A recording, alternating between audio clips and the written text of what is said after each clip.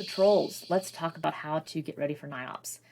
So, depending on the event that you're attending, there may be requirements for how large your patrol can and cannot be. This year, I still need to update the website, but we have a requirement for a minimum of 4 youth per patrol and a maximum of 8. So on the website here, you can see that we have some suggested patrol member assignments. This is a suggestion. However, this is also a best practice that we have, that we recommend. Essentially, the idea is that all of you should know your outdoor skills, but have someone who is the expert in each skill. So you have someone who is your medic. So they take point at the first aid station and say, okay, this is what we're doing. I know that this other patrol member of mine knows first aid and they can wrap an ankle. So I'm going to have him or her wrap the ankle while I ask so-and-so to control the bleeding. That sort of thing. You all need to have the skills, but you have that one person who takes ownership of a particular skill set.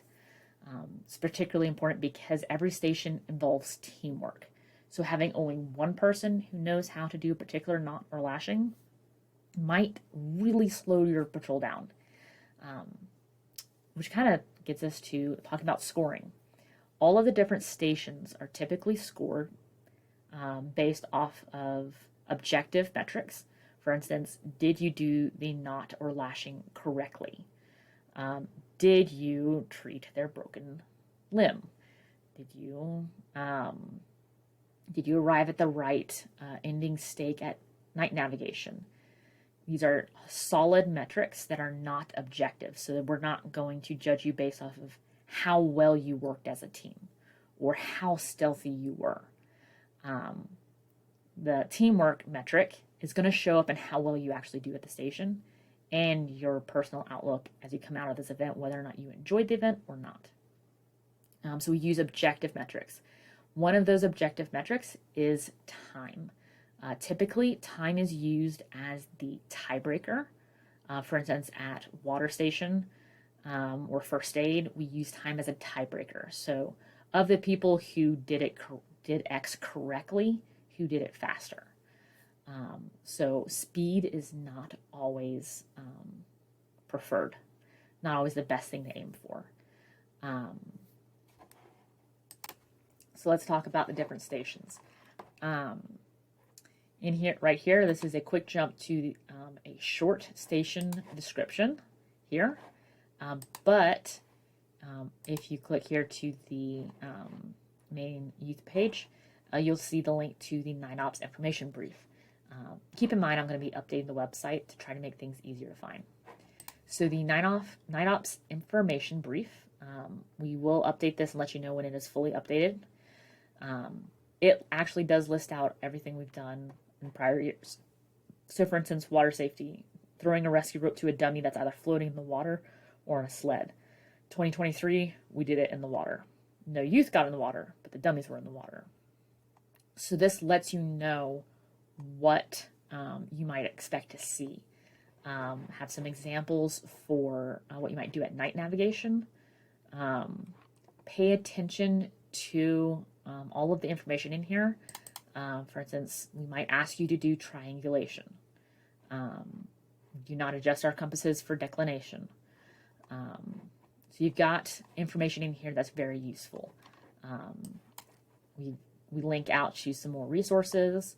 We list out, the knots and lashings you need to know, what first aid things you need to be prepared for, etc. We also have the equipment overview here. I've designed this document so that you can print this out and take it with you. The information here should reflect what's on the website for the most part. Because we now have other groups doing night ops, there might be some slight variations. But typically once this is done and we've put our quote-unquote stamp on it, this will be the official document. It's also so much easier to print. So keep in mind you can't bring firewood from other locations because that's it's just not something smart to do. You don't want to bring bugs in that don't belong here. No liquid fire accelerants, those sorts of things. again, we have our patrol member assignments in here. So you have all of this information. You also should have access to our YouTube channel. I do have some of this on the homepage here. I'm currently updating this. We have everything from the patrol packet briefing. This is what we showed last year. I think we may not have gotten it up for the Trail Life weekend, but for the AHG weekend we did. Goes over what's in your patrol packet. I am putting up this video here that I'm recording on this channel. We have the overview of the different stations that we did in 2023. I hope to be able to do this every year so we can kind of document what we've done. But you can go back and see Mr. Steve walking through the different stations that we've got. And then if you ever have questions, ask. You can always ask questions. So let me know if there's anything that you need to know. Obviously, you can find event details here, and your leaders will share with you about when it's at, if there's any special circumstances coming up, that sort of thing. Keep in mind the weather. Yeah, let me know if you have any questions. Okay, guys?